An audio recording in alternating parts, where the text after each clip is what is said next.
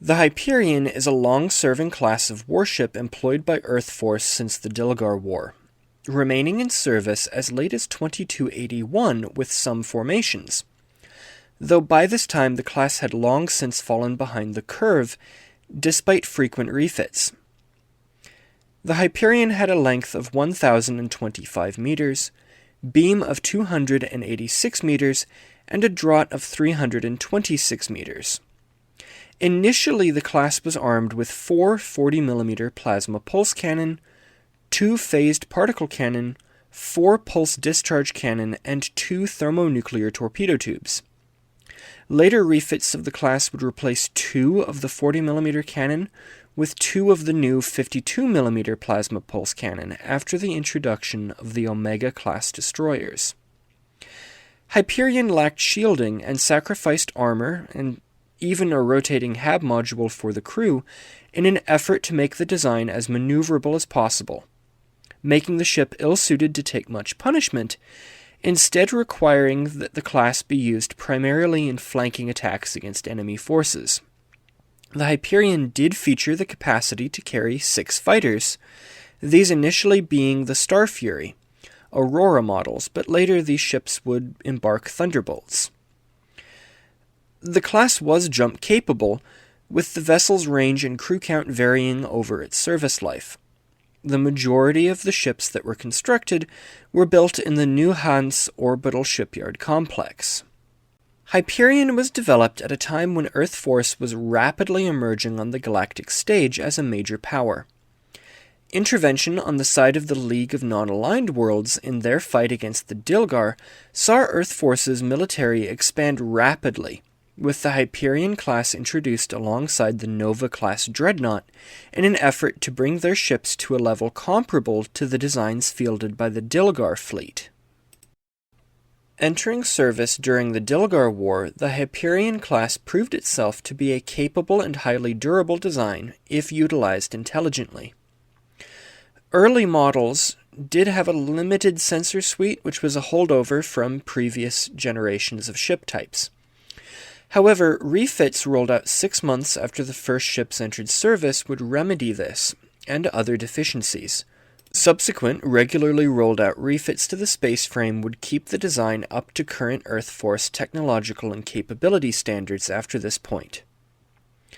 Hyperion had become a ubiquitous part of Earth-Force fleet formations by the end of the Dilgar War, and soon was used to lead first contact missions with many neighboring alien races, introducing humanity in style.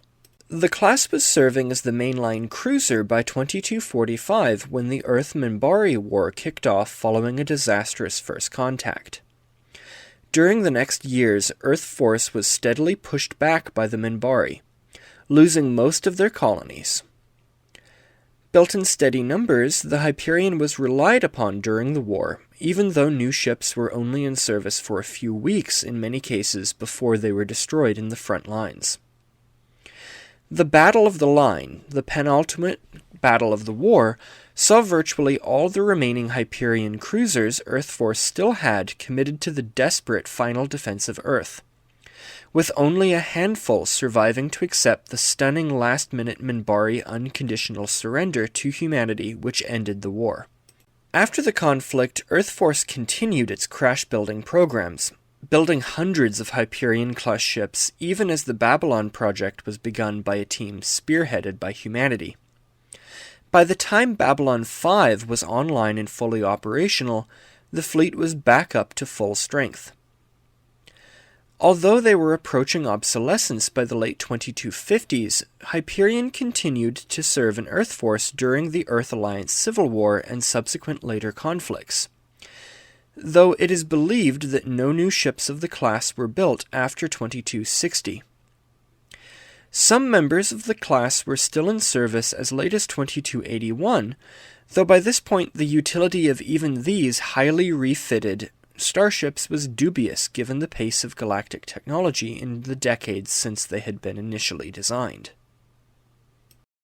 Introduced at a time of rapid technological advances, when the human race was first entering the galactic stage, the Hyperion-class cruisers served for decades throughout various conflicts.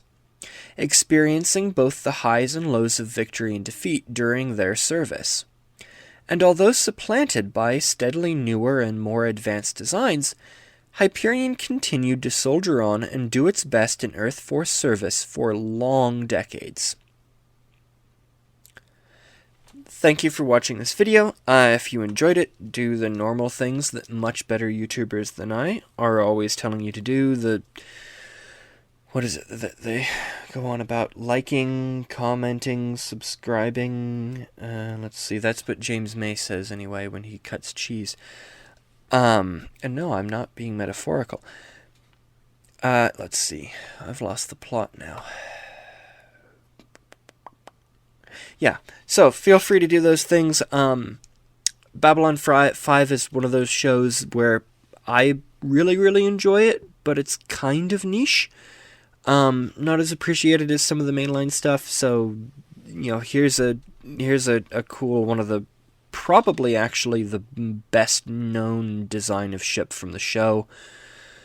The Star Furies may beat the Hyperion out, but I don't know, I think of it first and foremost when I think of Babylon 5. That's the ship that comes to mind. Let me know what you think of Babylon 5, if you like it, hate it, yada yada yada, of course. The artwork for the ship is in the Patreon for the channel. That's linked below. The artwork is free. You should be able to access it without doing any kind of Patreon pledge. It's there. Use it for whatever you want. I don't particularly care. I mean, if you want to, go for it. And yeah, I think I've covered everything in relative incompetent detail. So yeah. Yeah. I mean, you can also pledge money on the Patreon, but I'm not going to push that on you. I mean, there's the pictures there. Yeah, I mean, I think that's all I've got to say without just literally going on for further runtime, which I'm not going to do. At least in this video. I mean, it's a good length. I mean, it's fine. It's average, I'm told. Anyway, bye.